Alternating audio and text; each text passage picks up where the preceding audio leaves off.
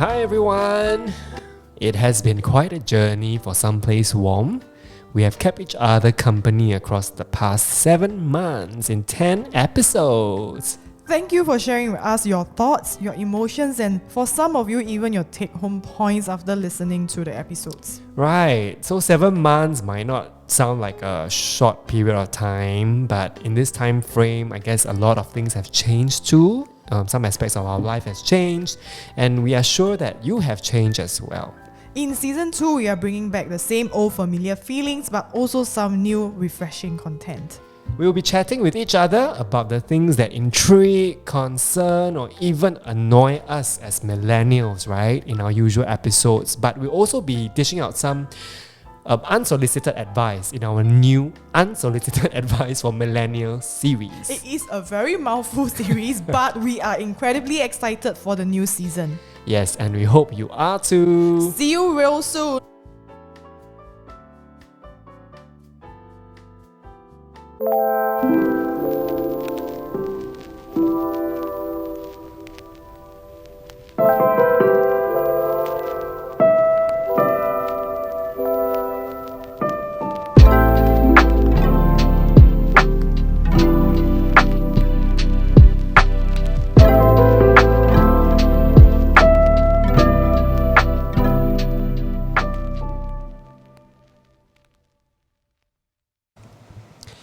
Welcome to Someplace Warm, a healing podcast where no objects or events are too ordinary for two longtime friends to delve into. We invite you to join us in this safe space where we explore and talk about topics concerning millennials in an honest but gentle manner. Today, we talk about authenticity. What does being true to yourself really mean? Why is authenticity important? And what are the precursors or processes of being authentic? Clara, are you authentic? I am as authentic as... what is authentic? So today we will go and we will unpack, right, in the first place, what is authenticity. Sure. It's a very big question for me, academically and personally. Oh, so I'm very interested about the academic part of things. I realize that our podcast has been very conversational, almost like our daily life sharing, right? But I also like to pick a bit of your brain from a lot of from an academic angle, on a simple thing like authenticity and what does it mean from that perspective. So the inspiration for this episode has to do with my current work, right? Because in a museum setting and a tourism setting, I keep having to dwell into or unpack what is authentic. Because I think innately human beings, they seek authentic experience. Yes. When we eat certain cuisine, right, we always ask, is this Thai food authentic or not? Vietnamese food, is it authentic or not? Right? When we travel, I think especially as millennials, in the good old days of packaged travels, our parents don't care, just go there and experience certain things. But I think as millennials, we always want to go overseas to experience what is the authentic. Avoid the tourist trap. Yeah, avoid the tourist trap. So in tourism studies, right, there is this acknowledgement that tourists, right, innately they would want to experience things that are very authentic. And so they go for the authentic experience, go for the unfiltered ones, away from off the beaten track. Off the beaten track, away from packaged tours, going to backdoor entries and that kind of things. What kind of backdoor? Not that kind that you are thinking of and that you are going to Thailand to seek for. But I think the idea is that, they want to see what things that cultures and things that they actually are in its original form, or like where locals go is the idea, right? Yeah. However, academics, right, sociologists, for example, tourist studies, people have realized that actually the places and settings where tourists they visit, they are actually not authentic. Oh, surprise. Even if you think it's authentic. For example, a white person, sorry, white people, a white person, right, they always like, they want to experience the exotic. then they come to Southeast Asia, for example. But in the first place, we are not exotic anymore, and exoticism is defined in relation to their map of the world. Yeah. Right? And then they come to, for example, our Little India, Kampong Glam. Seeking a specific experience. Seeking that specific experience without knowing that those experiences are engineered for them in the first place.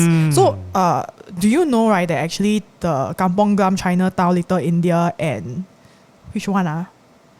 Yeah. Orchard Road. But Orchard Road is like very obvious, like it's engineered, right? Yeah. But these so-called ethnic quarters, yes, historically they might have ethnic activities during the colonial time that is being carved out. Do you know that the preservation of the buildings and all that, right, they were stipulated by Singapore Tourism Board for tourism and not for preserving of ethnic things. So around the world, like even if you go to Thailand, right, if you see certain ethnic dance and all that, they are curated and engineered for the experience of the outsider. Yes. So we call that staged authenticity. Oh, so, and if authenticity is staged, is it still authentic? Yeah, so to the person experiencing, like looking at, so that is in the context of tourism or museum or things like that, right? But it made me think that as people, right, what is authenticity? And is there such a thing called stage authenticity in terms of our interactions with the outside world? And when people see things, they thought it's the real you, but actually it is being staged. And sometimes even you yourself, you don't know that it's not, that you're not being authentic.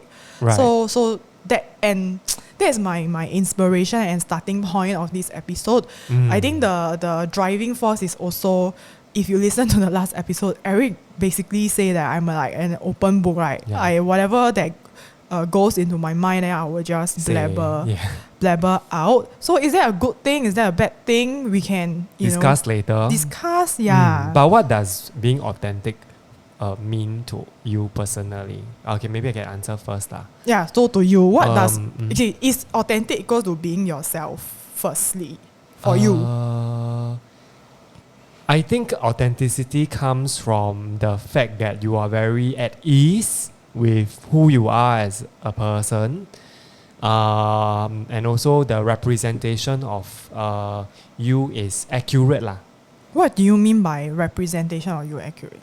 Like the things you do or say is aligned to what you feel lor.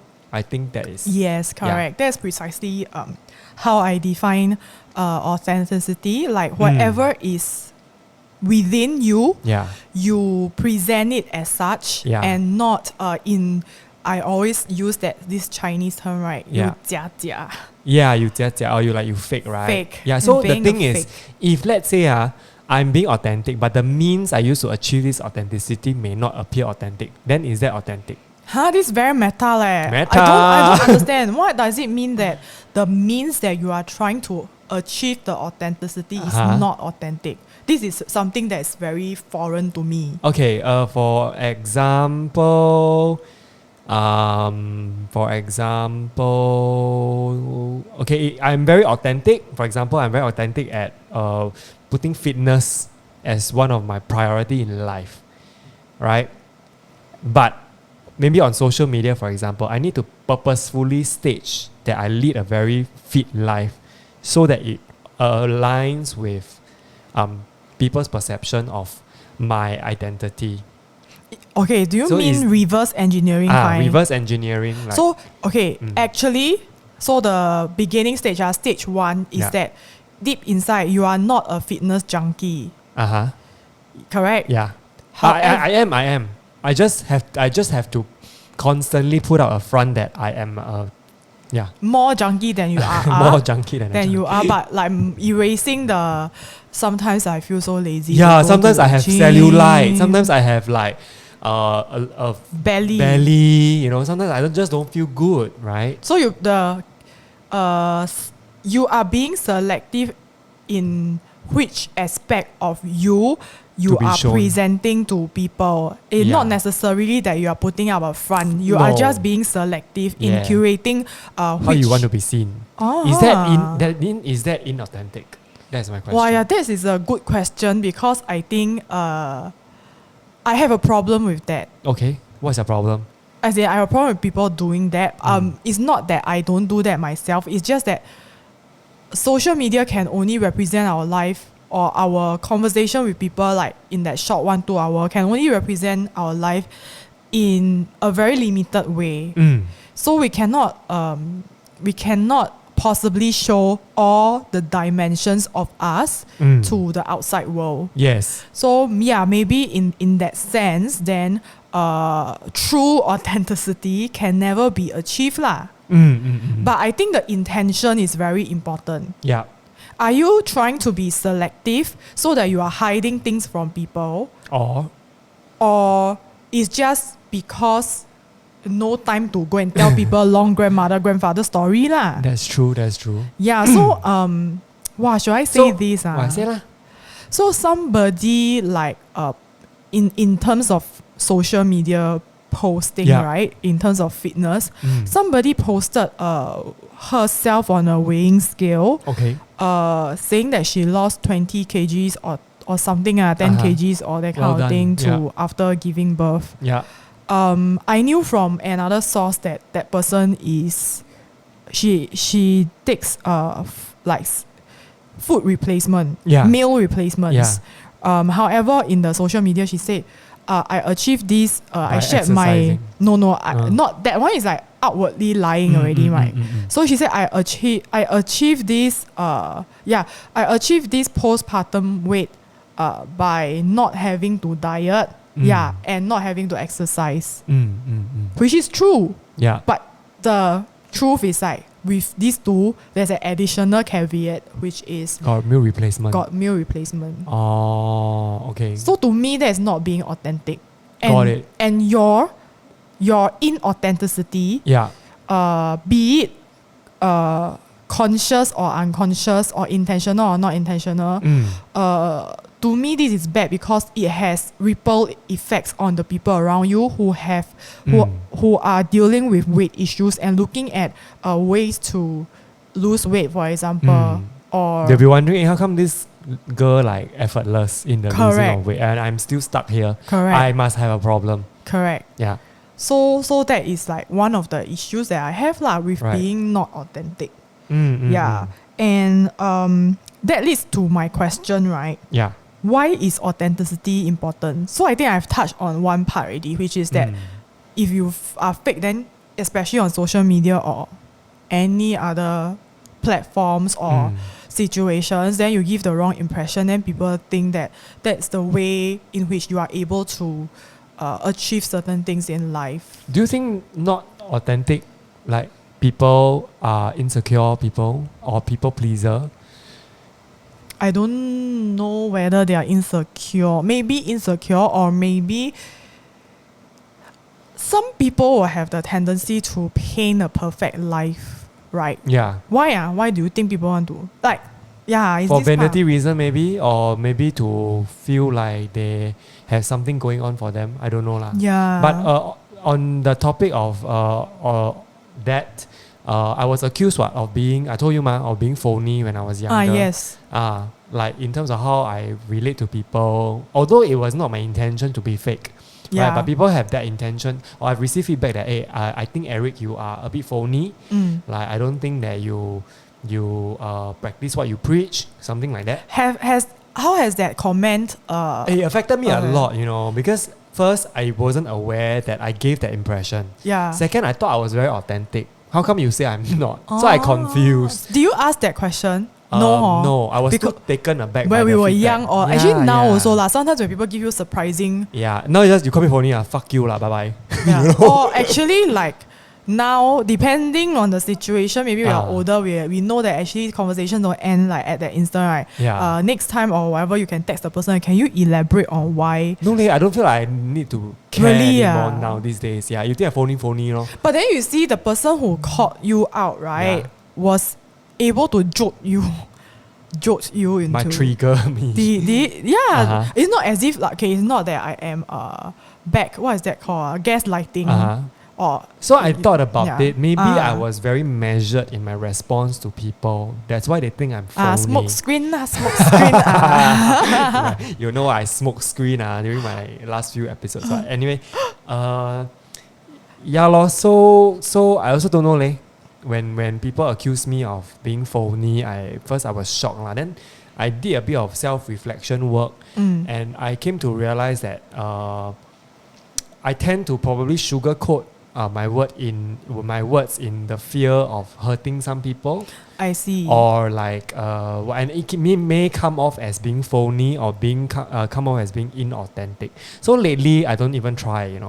If I have a negative thing, I don't even sugarcoat. I just keep quiet. I was about to say that. Okay, when you say the okay, in secondary school, I think whatever that you say to me or you hear from other people, you tell me one. As in like, especially if it has to, it negatively impacted me in any way, you will just tell me you are very frank. Yeah. But I think maybe like along the way, you wouldn't just tell me things like in my face. You will package it in a more digestible manner. I guess.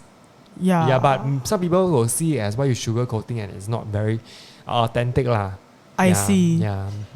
But that's that lor. That's my past experience of being called out for being inauthentic. So is there such a thing really called being true to yourself, and like in Chinese it's called 做自己, right? Do you think there is in the world, right, we can really be ourselves and 做自己 like that? Okay, I feel like you can 做自己 but not at the expense of other people. Elaborate. So for example, you can be very opinionated, about things, and you love to share your opinions to other people, and then you think that by doing so you're being yourself, right? I'm holding nothing back, and I'm being very honest with my own feelings. I don't understand why you are not, etc. But in the process of doing that, you make people feel small. You make people feel or you make people feel, or you hurt people in the process of doing that, or you make people feel uncomfortable. Some people's comfort level in social setting is, you share too much, bro. Like, why you share so much? Yes. And suddenly I feel very out of place. Yes. Yeah. So you have to be considerate in being yourself in that manner. There's always this social contract, right? That we have to be mutually respectful of social boundaries and in our interactions. And social situations. Precisely. As well. So it cannot be, you can 做自己, you can be yourself, but in an environment where it is uncalled for, then I think we need to, hate to say that, but dial it down. I agree. Yeah. So like, I think the prerequisite for doing this, right, which later we will talk about, is that number one, you need to know who is yourself first. Yeah. Like, what is... Who are you, right? You need to be very sure of your identity, even though, yes, the caveat is the identity is something that's always changing, but you have a good sense of who you are. And then you adopt this to the different social situations and context accordingly. Yeah. So a bad example would be like, if like a feisty teenager, right? 我要做自己 what? Then you say whatever, right? You want to say, right? Yeah. Like, wow, your face looks so ugly. Look like a frog. Then you go and dress in certain way, which is not wrong. But or like do your tattoos or piercing, because that is a good way of self-expression. Yeah. But if at that point of time, right, your parents or other people, it makes them uncomfortable and it makes them very angry at that moment. Then you need to know that, okay, I'm still staying with my parents, or this is not the right time for it, or this is not the right person to say, walao, your face like so... Spare some thought, right? Yeah, that kind of thing. Yeah. So I think that a lot of people, they think that they are being themselves by doing this, right? No filter or no consideration of other people.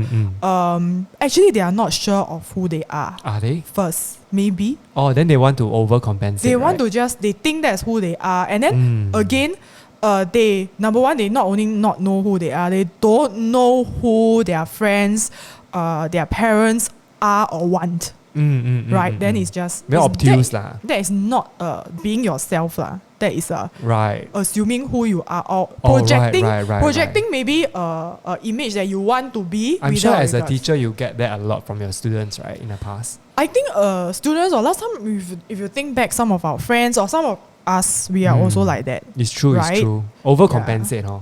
Yeah. Also, that is not being yourself, right? So then I talk about how there is a prerequisite, like, it's like knowing yourself. Correct, yeah. So how do you come to that process of knowing yourself? It took a while lah. I mean, now that we are in our 30s, right? Hey, don't like that lah. I'm like only 18 years old. Okay, yes, continue. Right. Yeah, over the years, you just know how to deal with people's perception of you, what are the things that you should give a fuck and shouldn't give a fuck about, etc. So it takes a bit of time to come to a conclusion as to what extent you want to show yourself to the world. Okay. Yeah, I get what you mean. Yeah. However, right, then my next question is, why is it important to be authentic? Yeah, lor. Present to the world what is you, what is genuinely you. I don't think that we should present anything to the world per se lah. But for me, my guiding post is: will I be comfortable living the life that is it a sustainable lifestyle if I'm going to, present myself in a certain way?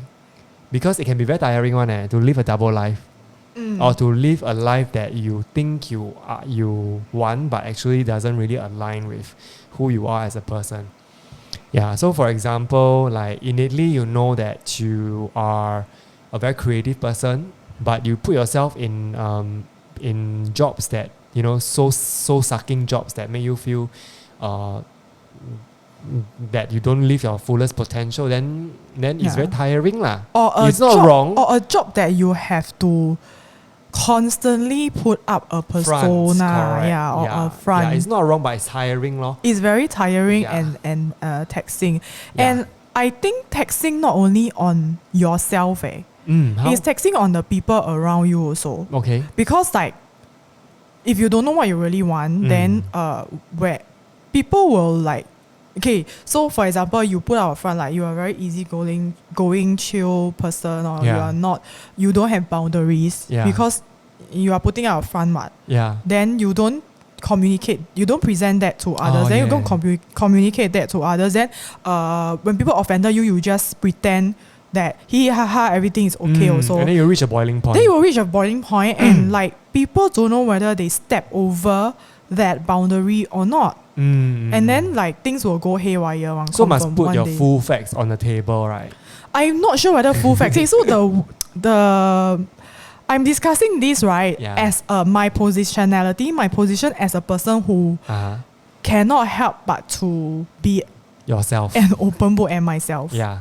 Like okay, for example, when I join an organization, less now lah, but like within like how much can I tahan to be a different person? Not different person, but even the tuning down of the various self aspect of myself or the alien of myself, right? It's very difficult. Okay, so I give you a example. Yeah. When I first joined my previous school, yes. It is quite a good school, right? Yeah. The principal is very she focuses a lot and she thinks it's very important in terms of presentation of the teachers. So we need to carry ourselves in a certain way. Part of branding. It's part of branding. Yeah. We need to speak in a certain way, cannot speak in Singlish, and things like that. So I think within 1-2 weeks, my then boss, he realized that I tend to slip into alien mode in lecture. So he said his advice to me is like, the big boss wouldn't like it. Okay. And I shouldn't be like that. So I'm like, I will try my best to be the what did I say? Student. No. Teacher. I said I'll be the Victoria Beckham of that place. Like a posh. Yes. Posh spice. Yes. I cannot lah. Then it was very uptight for me, and it was just a very uncomfortable stage to be at, right? Then I just fuck it lah. I'll just be myself. Yeah. So and students can feel it. yeah, and when you be yourself, why is it wrong? So they think that if I am a plebeian, like an alien or like myself, right? Yeah. Then students, because they are from a quite a high socio-economic background, and their parents are who, then they will think that I'm not a worthy teacher teaching them. But that is not true. Yeah. So fallacy. it has been proven that when I be myself, I'm comfortable teacher, I teach better, and the students love it. Yeah. I think most of the students, they are okay with my personality. And they so that was a big lesson for me, right? That being myself is important. Yes. And authenticity is important. Yes. For me. But what if being yourself comes with the expense of people's ill perception of you at work? For example, your bosses, like. Okay, so firstly, that's why you have to.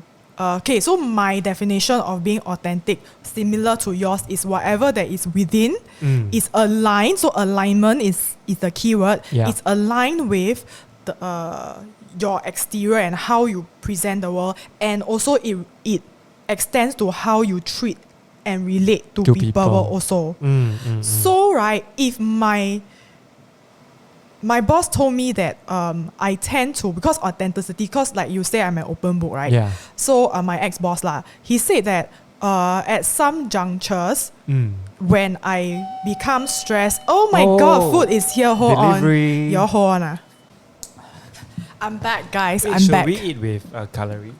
So Clara is back from preparing the food for us to eat over our podcast. I think our podcast is getting more and more casual. Got ASMR, see? Wait it's not crispy enough. Use this. You use? No, you must put at your mic. Oh yes, have. If you were doing a serious topic just now, I lost my flow of until the delivery came with our food. Okay, wait.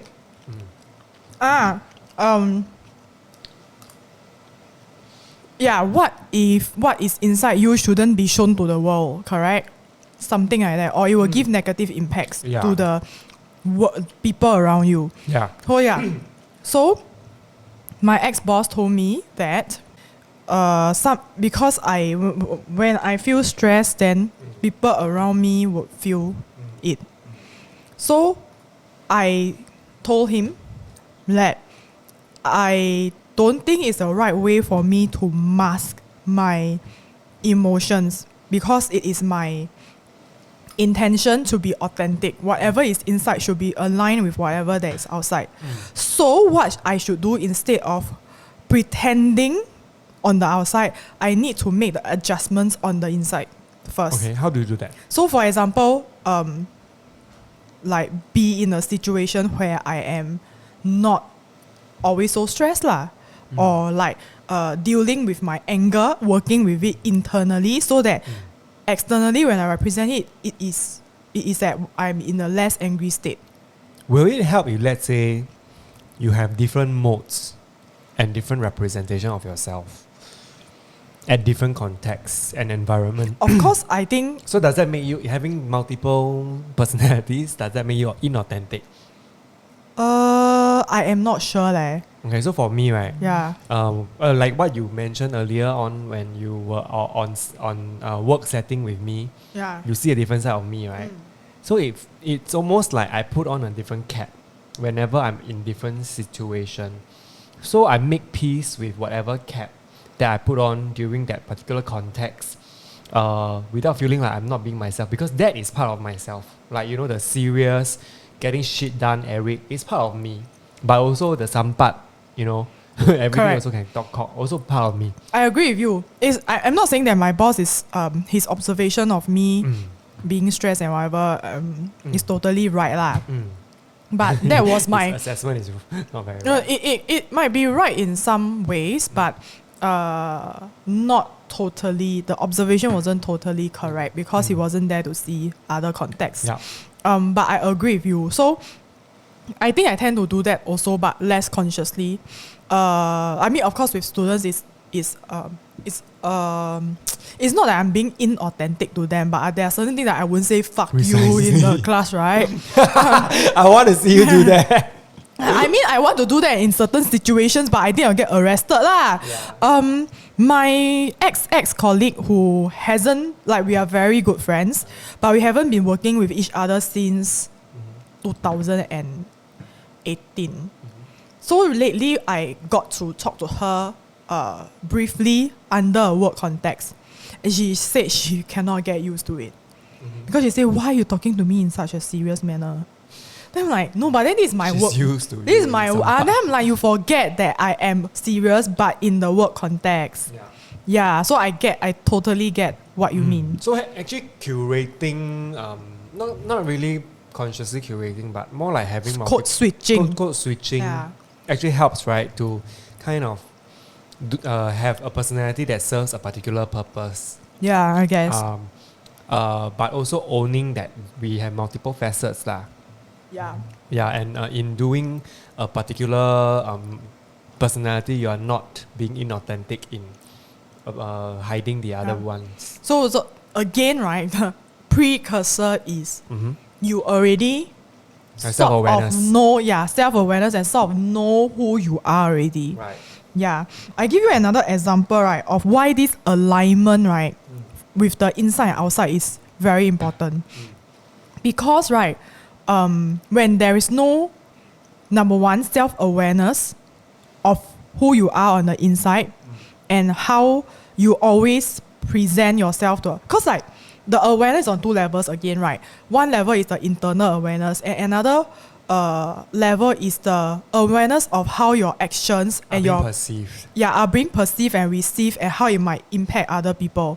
So without this alignment and awareness, right, things will go wrong one. You go and like offend people. Correct. You offend people, not only you offend people. So I think at the very basic level, you go and offend people lah. But in a more insidious and manner, right? If you don't know who you are and you don't know that your actions are affecting other people, you will go into denial. You will run away. I have a situation at work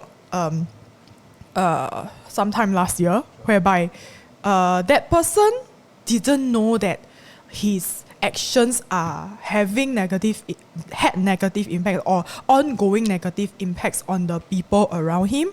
And when he's being called out, he shut down the communication and ran away. Denied it. He denied and say, no, that's what not I intended to be. Then I'm not intended to be, but you have done this and it has this effect. And the person just shut down the communication channel, became strangers. And then the people are still hurting. And the person just ran away. So it's like running away. The denial led to running away. And this is so toxic. Right. And it's sad also. And like the person will carry this inauthenticity because he had a chance to explore, correct, his self-perception, but he didn't. He have a chance to make things better for the people that he had negative impacts on. He can take that chance as a learning opportunity to work on himself. Yeah. But he didn't. He chose to run away lah. Right. So that's why I think awareness of who you are on the inside and the outside and this alignment is so important. What if a person, right, for example, maybe a teenager or even an adult now who don't even know who they are innately, can they be authentic then? Because you say there's a precursor, self-awareness. What if they're not self-aware and they don't even know how or whether they are authentic? Yeah, so that is why, so one of my questions I have put here for our discussions, right, is what are the precursors or processes of becoming or being authentic? So I think the first part, right, is if you are talking about a young and impressionable person, how I work with my students are like we need to start the conversation first. And I think the step one for myself also. So awareness comes with the willingness to be open in the first place. Like being receptive and being open to share where is your mind space in the first place. Not everybody like will share one Yeah. or what not people can begin to share. Yeah. So I think it's very precious for if you are an influential person in that person's life to be there for the person to lead this kind of conversation or have this kind of conversation. Firstly, agree. Yeah, and I think having a safe space to do that is important. Like knowing that when you have all this conversation, you won't be judged, right? I just want to know where your struggles are. Yeah. And do you have problems facing your own fears? And how can we as friends help support that? Yeah. And give people the chance to help you. Correct. So I think friends or even co-workers, like teachers, mentors, or even an adult figure in somebody's life, or even actually children and parents. But people of a certain level don't like to let go one. Then cannot already. They cannot let go of their own pride one. So the person last year, I considered that person as a friend. But then after this whole experience, okay, you keep running away. It's not on me anymore. I have to let go of this also, so that I also don't hurt so much. Okay. Then goodbye, and it's okay. It's part of life. People come in, people pass by, passerby, bye, hi, bye, right? Yeah. So I mean, number one, openness, and on the other end, the willingness to mentor and talk to people to open them up. It sounds wrong. To forge this connection first lah. Yeah. Actually, so having authenticity also will open a channel for connection, right? How does that work? The opening of the channel, tuning for connection, yeah. So I think one thing, like for me, it comes for some of us it comes naturally. Like maybe because we are sampa, like I always say, right? Then we open up to people quite naturally.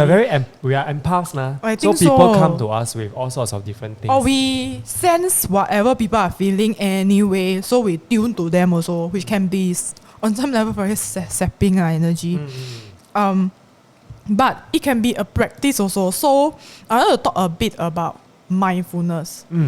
I am not a avid practitioner of mindfulness or whatever, because not guru. I'm a born empath. No, I mean, but isn't that what mindfulness is trying to ask people to do by all these activities, like bringing attention to minute aspect of either like on the very surface, like simple things like breathing or bodily sensation, so that you can be in touch with yourself firstly. Is it? I don't know. You. Eating chicken. Very mindfully eating my popcorn chicken. In case you can hear any crispy ASMR sound. Agree, yeah. Now you just stop here, you agree, full stop. I mean, because you went through more mindful, mindful exercise. Mindful exercise practice. Yeah, I do meditation and all that. What was your question? What do you want to ask about? My question is,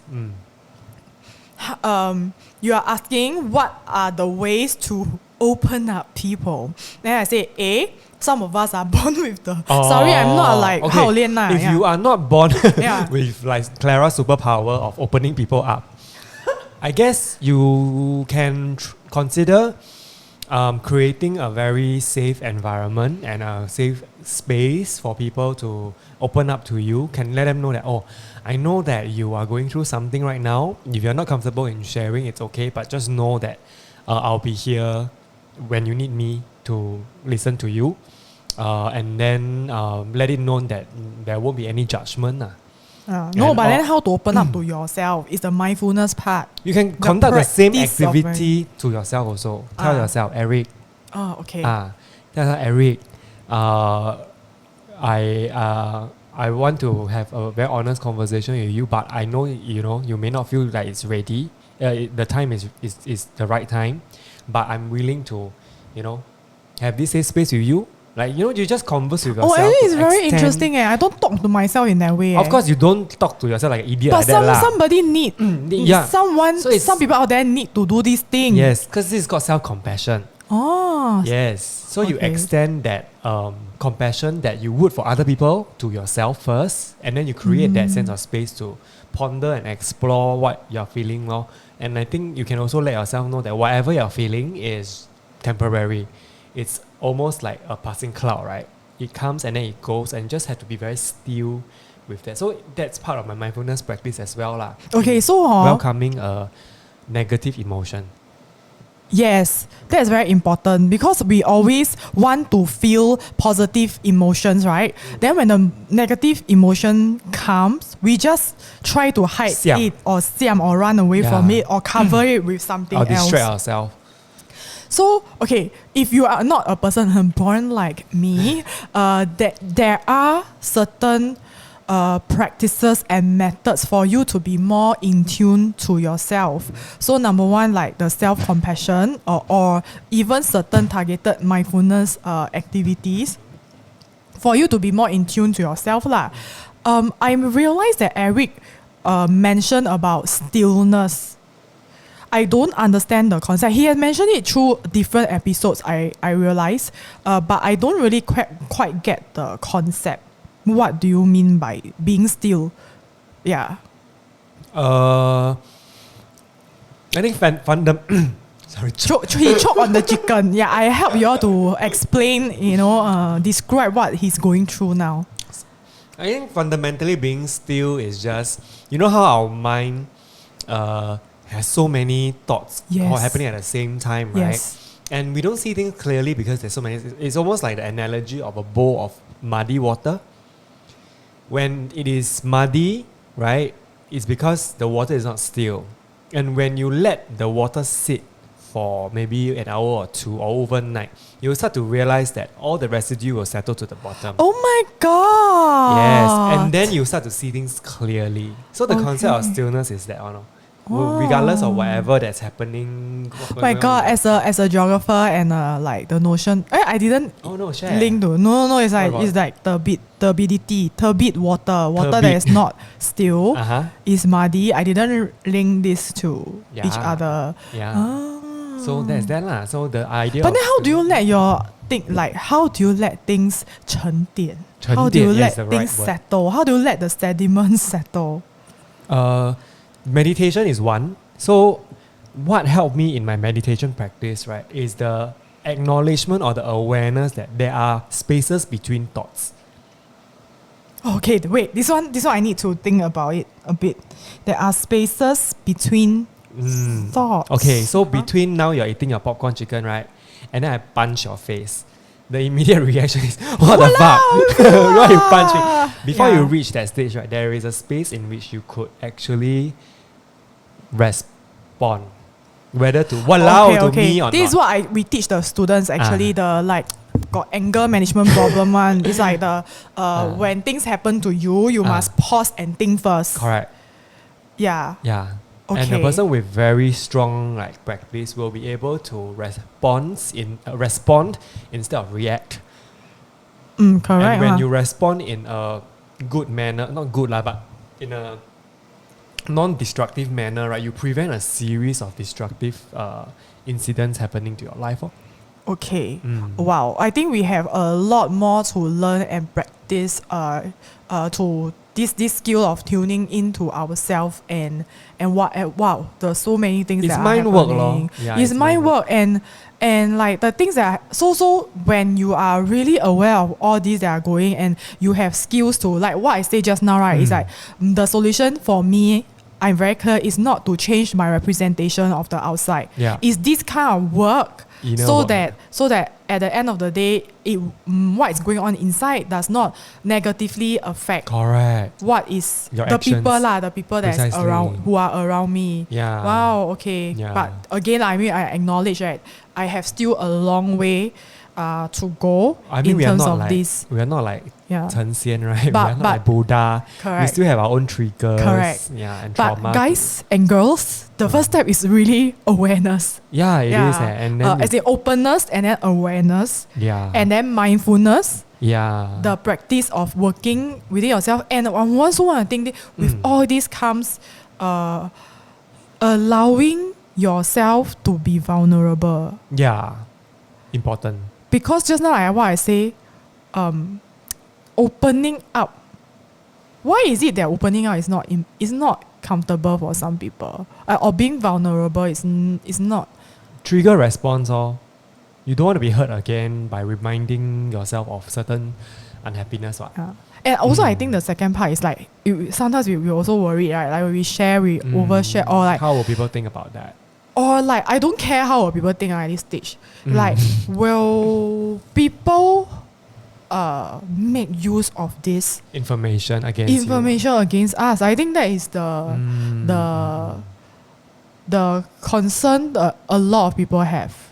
Do you have when you're at work? I think that's maybe a it's a very work. legit The other concern. this one I don't care I don't care, right? But maybe at work, you want to be more careful, yeah. especially for people who kena backstab before. Actually, yes. Okay, so I always get shocked by people and people's reaction. Until now, like, I told my husband also, I always tell myself not to be shocked. But then in the end, I always get shocked. What do you mean? So my default, I don't know whether it's like I'm just wired this way or it's a self-protection, protective mechanism that my brain has for me. I assume that everybody have a basic level of decency. True. No. Everybody have but like every time I realize that I'm shocked is because I have this basic level of like trust or how human beings should behave, or how responsible people should be. But they come and disappoint you. Then they keep doing things that says otherwise. It's very taxing and energy sapping. Then do you feel like you're withholding? Yeah, over the years. I withhold what? Withhold your authenticity with people in general because Yes. people got backstab you before. So then I must admit that this kind of thing that I share with you, it must be vulnerable. I'm feeling I won't share with those people lah. Right? So actually selective. It's the code switching that you were saying just now, I think. So being selective of what you share. Yeah. Yeah. Actually, I have a lot of work to do on this area. What do you mean? Meaning that my default is sharing. Okay. I have to learn how to not share. I don't think you should learn how to not share, but more like know what Tactful to share. but sometimes it's just like you feel sorry for the person, even though the person is doing things that is continuing to hurt you, even in a professional setting. Yeah. Like you just give the benefit of doubt. Oh. Right? You're a kind person, basically. I don't know, or just a dumb person or whatever. Yeah. But there's also a threshold to how much shit you can take from a person, right? Correct. So Yeah. I need to adjust my threshold also, and also the not being. Yeah, so the bad things are there any bad sides to being authentic? This one is my trouble. And having a measured response. So is having a measured response to being inauthentic? I don't know. This part I'm very bad at. Like for example, like that time I asked for your advice on speaking to one of the top superiors, right? Don't think that person was receptive. Okay. Even though it was quite a measured response, but at the same time being authentic. Yeah. Was his or her response measured as well? No, not at all. So how did it look like? It looked like that is me compromising again. Yeah. Which I hate it. So I don't know how to transcend this part of not standing my ground as firmly and at the end of the day relenting and say, okay, I get where you are. It's like I always go back to, okay, I get where you are coming from. And then sometimes it's like, at that moment, because like I don't know, gaslighting or something, right? And then you're like, oh, I'm sorry for whatever. Then at that after the conversation, like a bad person. I at that moment of conversation I feel like a bad person. Then after the conversation, 10 minutes, that's not right, leh. Hey, something's not right, leh. What's going on? Like I didn't do anything. I don't need to apologize. That person is the person who's like doing weird shit. Yeah. So that is my trouble of being vulnerable, being authentic, but then like not getting a very good response. No? So yeah, it's a skill now of being, I don't know, code switching or being measured. I don't know. Do you have any solutions? I don't have a solution to things, but I think inherently people, how do I put it? There are certain ways to get what you want without compromising yourself, but at the same time, you can also appeal to the other person's interests in a way that if you do this for me, you're actually doing you a good favor. Yeah, this is a very important business skill. Yeah, I always do that because in business dealing, you never want to make a person or myself feel like we get the shorter end of the stick. Correct. So whatever thing that I want from you, I make it seem like it actually is also beneficial for you. Yeah, as in, I think for stakeholders, I am able to do this quite well. Again, right, is the authority side, right? Wow, then at the point, it's like losing control already. Right. Yeah, Eric doesn't have a solution for me because he is the power. No. He is the apex. Apex predator. And the alpha of his... No lah. Don't you want to be a normal worker for a day to experience this? When I deal with clients, they are the apex. No, it's different. It's different also. I think lah. They will also know that because you are the CEO of whatever. They'll give face. I wanted to say, talking about CEO, you realize that this is like off topic, but it's an interesting observation that I have. You know, millennials, right, like to name themselves as I'm the founder of whatever, then I'm the co-founder or whatever. Then walao, Eric, are we the co-founders of Someplace Warm? Oh, well, I think so. Have we founded this? I realize that there are some people who are my previous impression of founder, co-founder, are very big like that.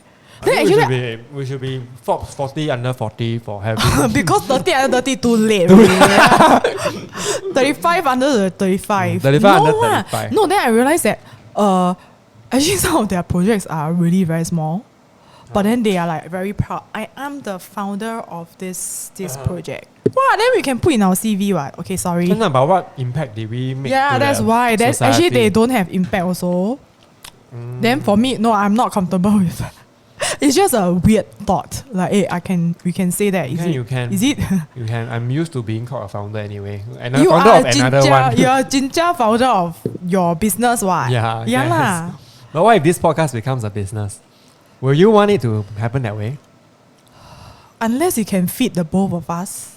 Or at least one of us, right? Based on our previous episode, if you're a patron to be, feel free to pay now, pay la, pay tomorrow, pay yesterday us. Mainly, we will help to fund Eric's artistic career. Artistic and ambitions. And Clara's Thai dreams. Oh yes. We can always dream. So it's what we say, we must make the ask. Never ask, never know. We make the ask. Yeah. Okay, why we segue until like that? I don't know. It's just never mind lah. They like to listen to our samba also. What? Oh, okay. We are 55 minutes in already. I hope we've driven home some points about authenticity. So in the 55 minutes includes the receiving food delivery as well as munching on my popcorn chicken. Choking, munching and on his popcorn chicken. So I think in conclusion, right, we just want to talk a bit about the whole notion of authenticity and aligning ourselves outside and inside. It might not be your cup of tea, but there are certain good sides of being authentic and decreasing the negative externalities that you impose on other people. Precisely. I don't like that people use authenticity as a excuse for bad behavior. Yes. Or I'm just like that, what? or that you are not authentic, then you go and like no self-awareness, then you go and do all the nonsense. So like in other words, right, I think to summarize, authenticity is a process. I think we shouldn't see it as an end point. It's a process because the context, the environments and people and you yourself will change. And we have to constantly be mindful and do the mind work so that the outside and the inside are aligned. Your goals and your entire being and relation to other people is real. And sometimes it is a trial and error thing. Sometimes like me, like what I'm experiencing now is sometimes very painful, then wrong lah, right, on some levels. But does it mean that I will stop and then retreat back into my shell or whatever? Not necessarily. So it's a trial and error thing. It is a process. It's not like authenticity is not an endpoint. Authentic, then you put a stamp on it, then you can auction yourself. Then you become very inauthentic. So it's a process, a trial and error, then it is okay. I guess I wish everybody can live like their truest like self. It's difficult, but it's something that we should. Because everybody is born like unique, right? Like if you believe in God, then I think God gives us like different potential, different strengths, and it will be a pity if we don't, like, because of our need to people please, that we don't live our fullest like authentic potential. Why you want to be jia? Don't be fake lah. I think it's okay if your nose is fake, your boobs are fake, but if you own it. But then actually if I go for a nose job, I mean that I will just even if you have a fake part on your body, you own it, you are still being authentic. See? I think on many levels she might not be, but okay. Well, media personality usually needs to have different persona also lah. Right? I guess. If there's a celebrity you want on the show, who would it be? Oh my god, there's so many. Don't tell me Clay Aiken. He's an interesting person to talk to, I think, in terms of political standings now. But wow, it's a good question. Who will you want? Me? Celebrity? Oh my god, I saw the 5566 person yesterday, like for real. Never mind, I saw one of the boy band members on the street. Then we locked eyes. Sure. Okay, who? I don't know. I don't have one celebrity I super like. I also don't have. Because I generally think that people in media are a bit like pretentious. Dumb one. Are you sure? I'm sure there are woke people. I'm sure lah, but I don't know lah. Whoever. People have been asking us to get extra person onto the show. Who Like a third person that we interview. We need to invest in one more mic. But then I was like thinking we don't even have enough mics for that. Okay, I think we have gone on and on enough about this. So this is the first, I think, episode of season 2. Is it? Yes. Oh, I thought you want to keep it like generic so that you can have the option to make it in a season 2. In a season, but really, okay, I know. I think this is designed, I'm pretty sure, for season 2, but the mode in which it's going to take is a bit different because I'm at a different headspace now. Hectic headspace, so I can't do the very calming stuff now.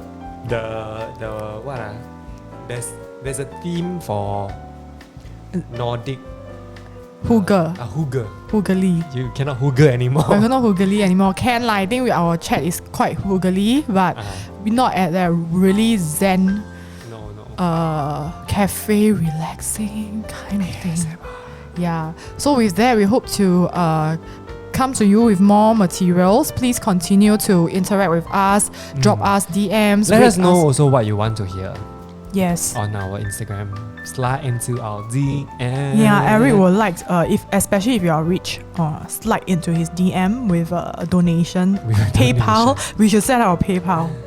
We can. How do people reach us if they want to donate to us? Like legit, in the spirit of asking from the universe. I think you have to.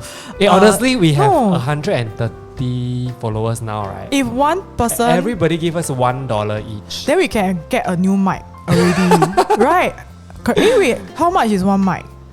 Rode. I think $80. So if one person give us $1, we can have a new mic with 2 cups of bubble tea, that kind of thing.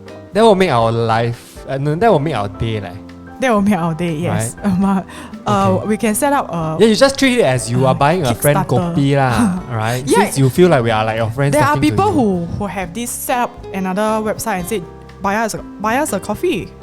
我们很不要脸。 But this one is very self-entitled, right? This one is very self-entitled. So it must Okay. come with something like, like they give us $1, then we can invest in a new mic so that we can bring them more Value, is it? value, like with another person, right? It must How about we always go use back. our platform to raise funds for charity? I don't know. Don't say like, cause like then What?